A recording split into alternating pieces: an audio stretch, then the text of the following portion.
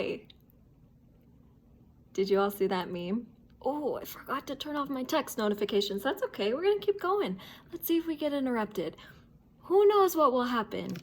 Did you see the meme? The one that it talks about everyone being on Instagram Live and no one having anything of real value to say, and just like asking people to watch you do things that may or may not add value to your human experience. That is exactly what I feel like every time I speak to you. But beneath that feeling is a deep belief, like iron claw grasping to a deep belief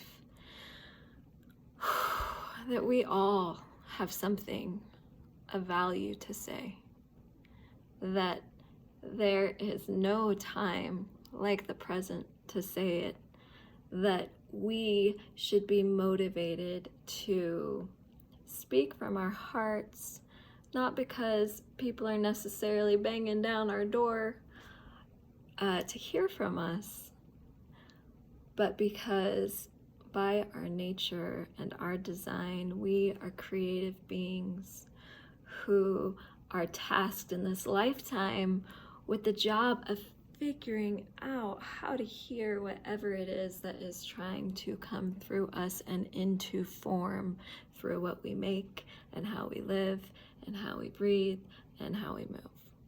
So I show up here because of how deeply I believe in that. And if I am talking that talk, I need to walk the walk. And there are actually, since I have, well, I want to tread lightly because, as we all know, we're at an incredibly sensitive and charged time, and none of us are free of that charge and that tenseness of it. So yes, I am mindful of that, but I also say there are a lot of different kinds of deaths, and sometimes those deaths are the mortal death of flesh. And when that happens, we don't actually know what happens or where we go. I mean, we don't have the proof yet. The poets don't know, the scientists don't know either, the mystics, the priests. We all have ideas, but none of us know for sure. So there's that kind of death, and I'm not very familiar with that kind of death because still kicking.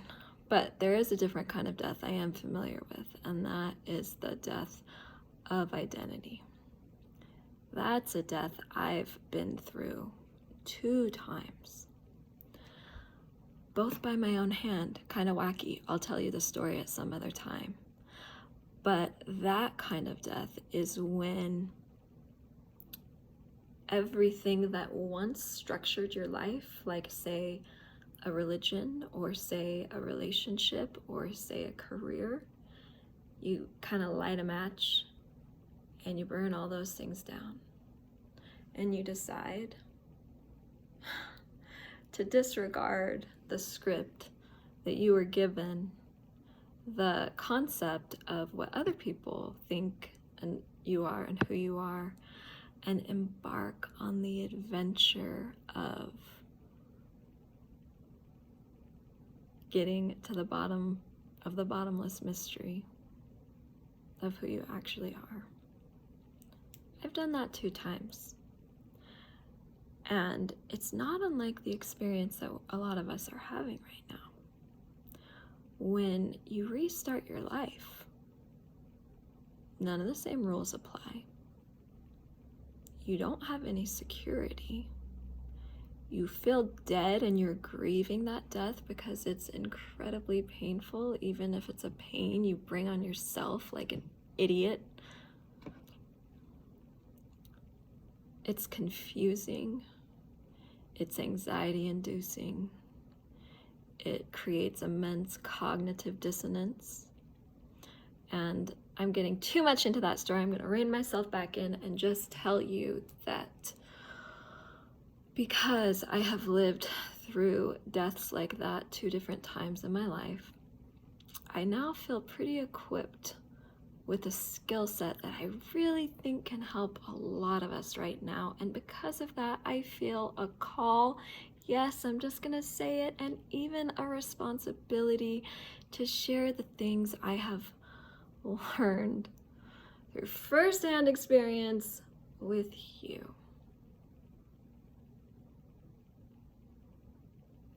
The weather is so strange right now, snow and sunshine at the same time.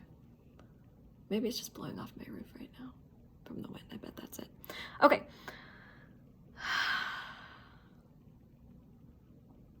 So if you've watched my videos, you know I'm talking about creativity and why I think we need it now more than ever. And yes, that ties into everything I just said.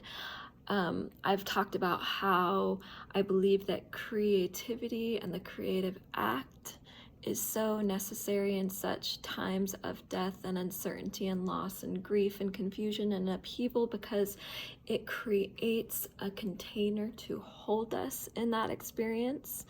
That was in another video. Today, I'm going to talk about how creativity reminds us, because yes, I think we have forgotten, reminds us how to be human. And you might be thinking, duh, I'm a human. I know it. I know how to do it. But have you noticed how many stories about the pandemic have to do with this feeling of all of a sudden, in the very moment that we are facing a death of systems and structures and loved ones and possibly ourselves, of bank accounts and businesses, in that same moment, people are also finding themselves feeling more alive than they felt in a really long time. There is a brilliant woman and writer and activist named Rebecca Solnit who has done a lot more research than me into why this is. She talks about how in times of disaster, let me bring it up, when all the ordinary divides and patterns are shattered, people step up to become their brother's keepers. Disaster has this effect of snapping us out of whatever trance or script we were operating according to, into the present moment, into a sense of immediacy with what we truly care about, in a way that enables us to act from our highest selves, from our core values and our beliefs and our inner connectivity, rather than our fear. And yes, there's a lot of acting from fear as well. I just want to explain why some of us feel that and feel this liveliness and this awakeness, and it creates a cognitive dissonance because there is so much tragedy, which we also feel, and so much uncertainty. But that kind of feeling is actually very common in disasters and crisis such as this. Right before the pandemic hit, I was in a pretty busy career mode that honestly I feel, I will confess, quite a sense of relief to have a break from and a reprieve from, because I love to be at home. But I was in a pretty busy streak speaking at conferences because my primary art medium is photography. Those were the conferences I was speaking at, and I spoke at and taught at 3 different conferences, all within a matter of maybe a month. I'm not sure on the exact timeline, but 6 weeks max. And my talk was a little different each time, but in general was about creative flow states and the excitement and the necessity of creative presence. And we touch on all kinds of things, and at the end of it, I collect people's fears. Have everybody write down their fear on a piece of paper, and it's anonymous, and we read those fears and we hold those fears together, and without fail, at the end of every class, I have a handful of people, not like a raging mob of fans or anything, but a handful of people waiting in line to talk to me, who ask for hugs and we could still give them, and it was beautiful, who have tears in their eyes as they say to me that they've been feeling so uncomfortable, so suffocated, so exhausted in their lives or in their industries or their businesses, where they feel like they are having to pretend, where they feel like they are having to assimilate to an expected code of behavior, and how grateful they were to have a talk where it felt like we got to drop our facades and get closer to the center of who we are, to step away from the performativeness of our society and step towards the realness of our shared humanity. And they would cry to me and thank me because of how much they had craved to do that, but how far they'd gotten from doing it regularly, or how they have been doing it regularly, but secretly afraid to share because they didn't want people to think that they were weird for being different. They didn't want people to judge them for stepping up and actually sharing a perspective or a piece of art that, would somehow take up space, or they didn't want people to think that it somehow made them think that they were more important than anybody else. All kinds of reasons that we get away from our humanity, and instead we slip into this trance of being that doesn't feel like who we are. It feels like some kind of choked, bad acting, fake version of us. So why does that happen to so many of us, me included? I've got to journey back to that piece of human in me every single day, and I go through all the waves just like everybody else. Why do we do that? Why do we do that as people? I'm just going to talk about 2 reasons really quick. Well, we assimilate because, 1, we want to feel accepted. And there's nothing wrong with that. It's a basic human need. We want to fit in. We want people to like us. We need love. We need to be part of a group. We need each other. And so we look around earlier and earlier for the code of conduct or the formula that we think we need to follow in order to earn us the acceptance from our fellow humans. And we somehow, in our flawed human logic, mistakenly believe that we're the only ones doing this, that everybody else somehow knows the secret, but we're the only ones who feel like we don't get it and we're having to pretend. But really, everybody feels like that. Everybody feels like that. And on top of that, not only do we want to be accepted, but we don't want to feel afraid all the time. We all have this basic human biology, and we feel fear and we need fear, but we're tired of fear. So we look for something that promises us we don't have to be afraid. We look for a certain amount of money in the bank. We look for a certain amount of prestige in our career. We look for perhaps a belief system or a religion that will promise us that if we just do A, B, C, or D, we will never have to fear again, which is a beautiful concept, which I love the story of that. But I also know, at least in my experience, none of those things has actually protected me. None of those things have given me real control over what happens or real security. And that the only thing that it works to change, to cultivate a sense of peace, is to change what's in here, not what's out here.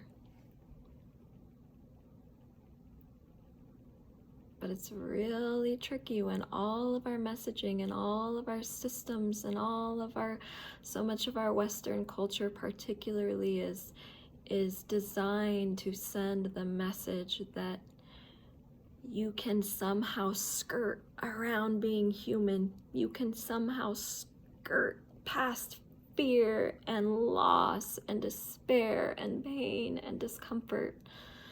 And I get the seductiveness of that promise. And in a way, I'm not going to get to that, it's difficult. There's not a way to skirt being human, but there is a way to transcend, but it involves actually saying yes to the humanness, but that's later on in the podcast. We're not going to get there. I just had to put a pin in it.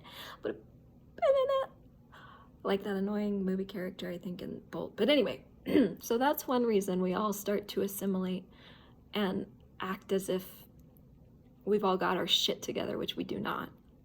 The second reason is because we've all been hurt. That's what we do as humans. We go around hurting each other, making mistakes, getting hurt, doing stupid things because of how imperfect we are. And because we are also powerful, where we make mistakes often creates vast hurt for other people, which means that there's probably someone I know without a doubt in your life who is imperfect and has made mistakes and who has acted from their own hurt and who has hurt you. And every time we get hurt, we very naturally don't want that to happen again. Hurt is hard. Bad hurt. Stay over there. And so we grow our skins a little thicker. We start to armor up. We start to shrink further and further down into ourselves, where we imagine that we might be protected from the hurt, but actually in the shrinking, we are hurting ourselves more than we could possibly imagine. But we all do it because it is literally the most beautiful, but the most excruciating thing to be fully hearts out, porous human in this wild and dangerous world, willing to be hurt and look stupid. So, what do? We assimilate. We pretend. We go into trance. And sometime down the line, we wake up and we look in the mirror and we can't remember when it was the last time we felt a real feeling, or we laughed a full and free belly laugh. And other times, you find yourself reading a poem someone's written, or looking at a photograph that hits you just right, or Spotify somehow has your number and they put together that perfect weekly playlist with a song of a person's voice that is just so perfectly inhuman. I mean, human, raw, cracked, kind of breaking and even a little off key. And it digs into you in an unexpected way and breaks this huge armor that you have. It somehow finds a chink and it penetrates and the dam bursts and you find yourself crying again. And although the tears are so sad, in a way they are this huge relief because you are feeling, because you are touching your humanity, and it was somebody else's creative act and creative courage that gave you that gift to remember again you have a pulse and you are alive.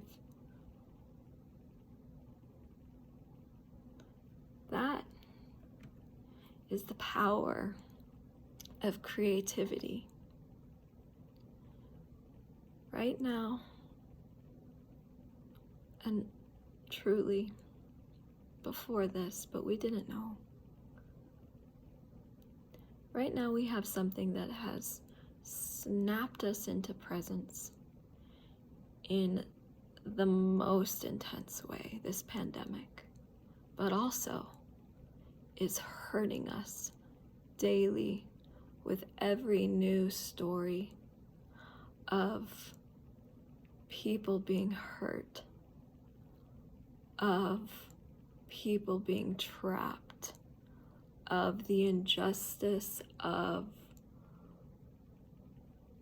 essential workers and those in the healthcare system fighting the hardest for us and also being the most at risk.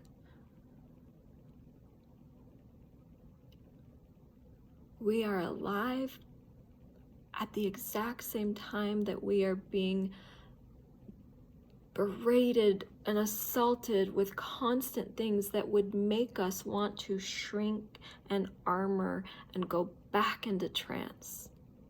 And we need creativity right now to hold the line of our humanity, to say, maybe we have never been threatened like this before. Maybe we have never been scared like this or cut this badly before, but we will not let it make us retreat. We will not let it make us move away from this human center that allows us to act from empathy, from vulnerability, from compassion, and the most tender kind of courage. We need that now more than ever, because right now more than ever it's the easiest to forget. And so I would encourage you, my fellow brave, terrified, beautiful humans, creative beings out there,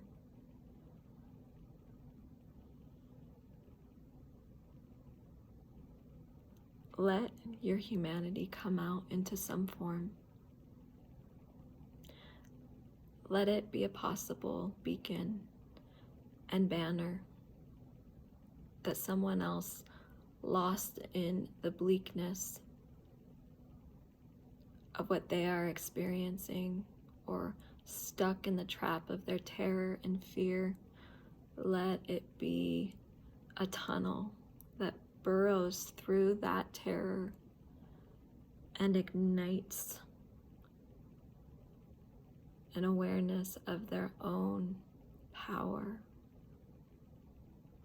and ability to be with all of this.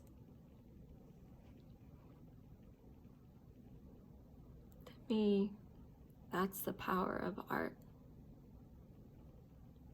That's what it can do for us. I always talk longer than I think I'm going to. This one was 25 minutes. That's all I have for you for this episode. My name's Yan Palmer. I think I'm supposed to say that at some point. I've been getting a lot of text messages this whole time. Thanks for being here. I'm cheering for you. I'm cheering for us.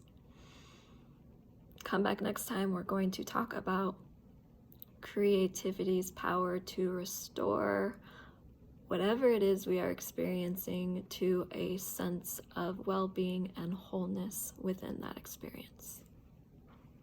Thanks a lot.